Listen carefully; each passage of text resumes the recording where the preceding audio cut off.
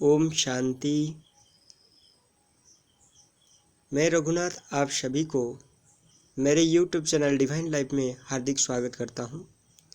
तो अगली वीडियो में हम सीखे थे टेंस का इंट्रोडक्शंस, यानी टेंस के परिचय के बारे में हम लोग पढ़े थे।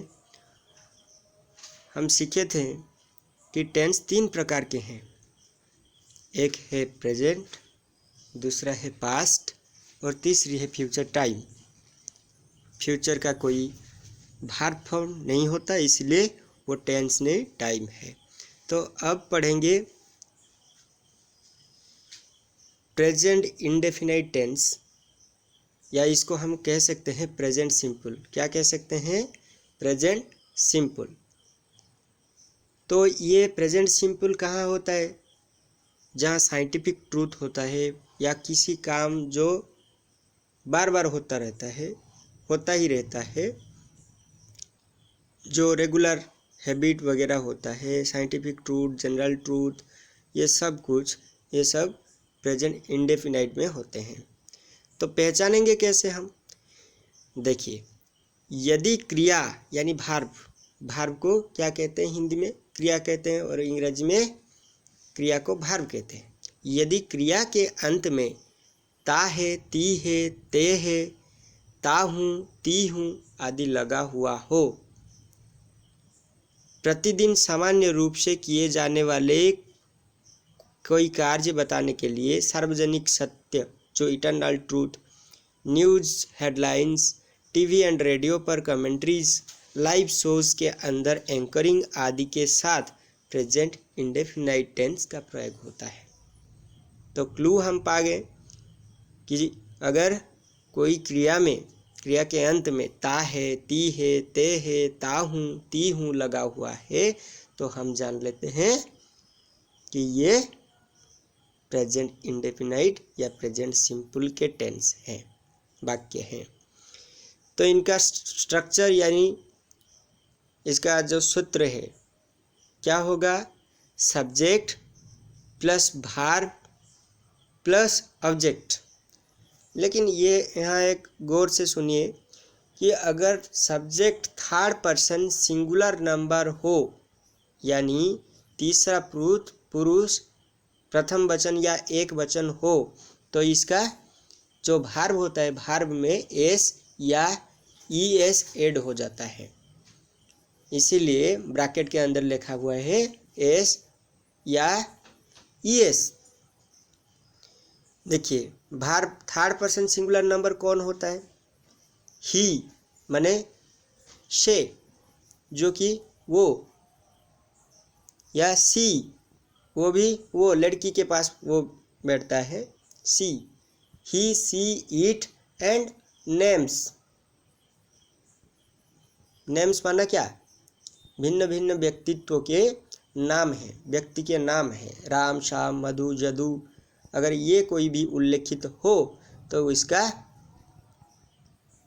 वर्ब में एस या ईएस लगता है प्रेजेंट सिंपल या प्रेजेंट इंडेफिनाइट के अंदर।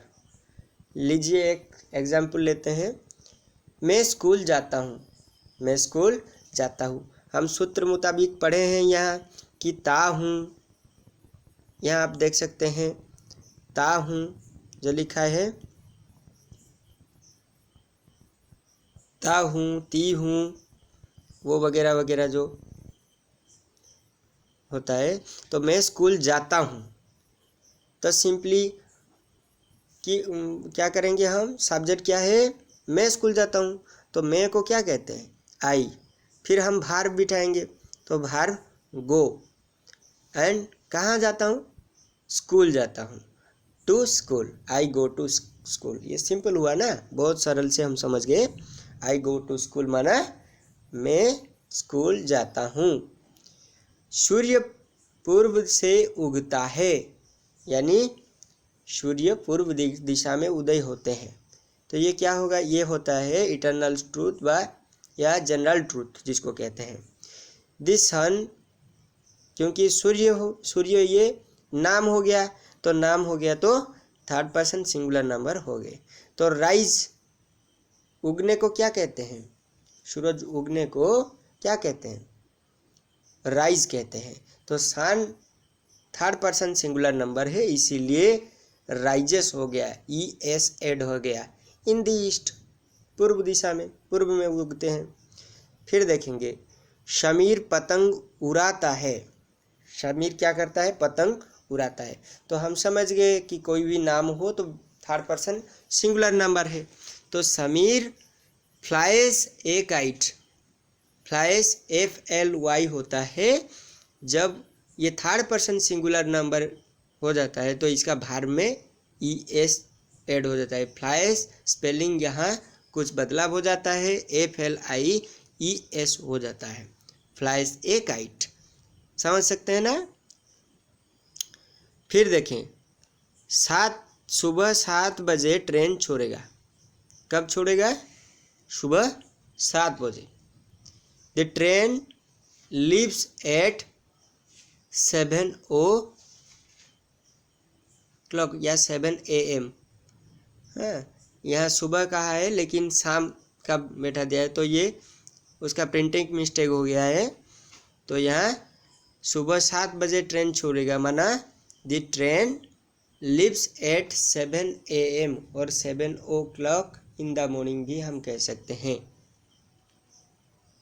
यहाँ लिखा हुआ है, नोट के लिए लिखा हुआ है, यदि subject third person singular number है तो थर्ड पर्सन सिंगुलर नंबर कौन है? ही, सी, इट। और नाउन सिंगुलर तो वर्ब के साथ S या ES जोड़ेंगे। बाकी जो रहते हैं I, we, you, they, noun plural में वर्ब के साथ S या ES ऐड नहीं होते। ये प्लेन वैसे की वैसे प्लेन रहते हैं, S ES ऐड नहीं होते। फिर और एक नोट 2, यदि वर्ब का अंत CH, SH, SS, X और O से हो तो ES जोड़ेंगे। बाकी सभी के साथ S जोड़ेंगे। तो हम यहाँ पा गए कि कहाँ S जोड़ना है, कहाँ ES जोड़ना है। एग्जाम्पल, गो के पास ES ऐड हो जाएगा, गोज हो जाएगा।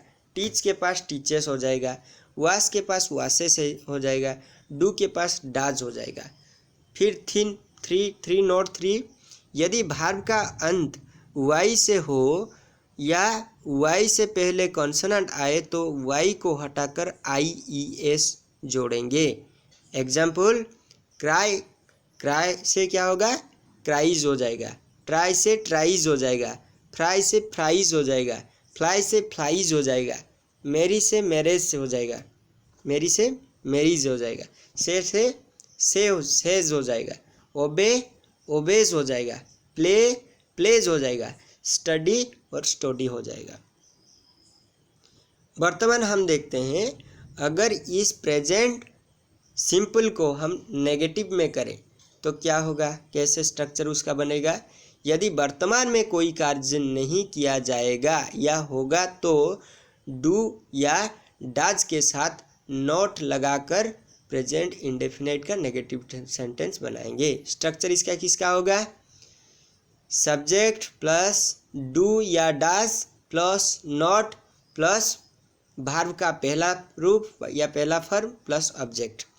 देखिए, वह ऑफिस नहीं जाता है, तो इसका ट्रांसलेशन क्या होगा? Subject he plus helping verb does, क्योंकि he third person singular number है इसलिए डज बैठेगा। He does not go to office, फिर वे क्रिकेट नहीं खेलते हैं। They do not play cricket, they क्या होता है? They third person plural number, इसलिए दे के पास डू बैठता है, तो they do not play cricket, वे क्रिकेट नहीं खेलते हैं। I do not get up early in the morning, मैं सुबह जल्दी नहीं उठता। आई डू नॉट, आई बैठ गया subject, do not get up in the morning. तो यहाँ एक नोट है, यदि ही, सी, इट, नाउन सिंगुलर सब्जेक्ट बनकर आते हैं तो डाज लगेगा। बाकी आई, वी, यू, दे नाउन अगर प्लूरल हो तो उसमें डू का प्रयोग किया जाता है। डू या डाज का प्रयोग करने के बाद किसी भी सब्जेक्ट के वर्ब के साथ एस या ईएस नहीं जोड़ा जाएगा।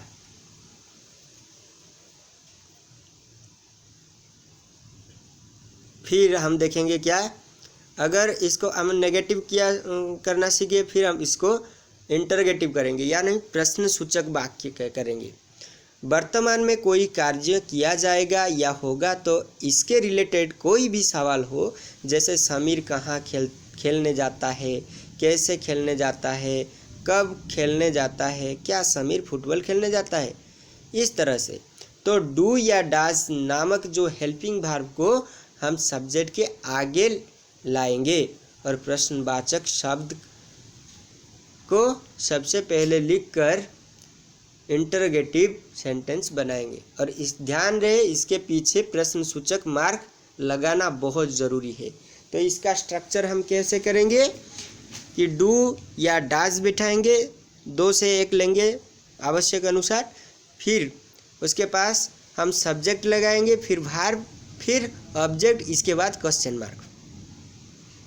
तो एग्जाम्पल देखिए, क्या वे फुटबॉल खेलते हैं, क्या वे फुटबॉल खेलते हैं, डू दे प्ले फुटबॉल, क्योंकि दे होता है क्या, दे थर्ड पर्सन प्लूरल नंबर है, इसलिए इसके आगे डू लग जाएगा। तो डू दे प्ले फुटबॉल, क्या वो फुटबॉल खेलते हैं, उसके पास पीछे क्या लगेगा, क्वेश्चन मार्क।